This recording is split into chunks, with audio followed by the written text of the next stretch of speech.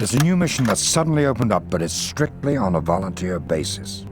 This is the town of Casino, the gateway to Rome. And this is the abbey that sits above Casino, on a small mountain that is the most strategic spot in a most strategic town.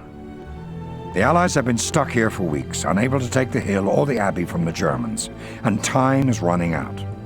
Unlike the ruins on Crete, Command has made the decision that it's time to attack the site from the air, no matter the consequences to history or scholarship.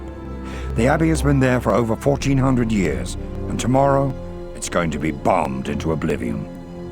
Now, here's where it gets complicated.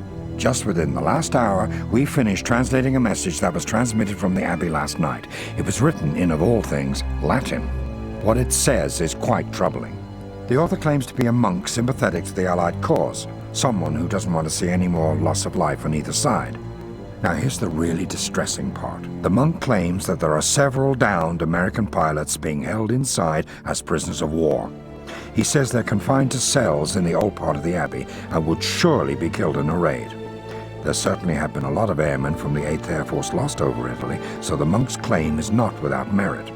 But let me be clear, Manon. We don't have any independent confirmation of the monk's story, or if he even is a monk. The language and diction check out, but the Nazis have fooled us before. This all just might be a clever ruse on their part to prevent an aerial bombardment. The mission is fairly straightforward.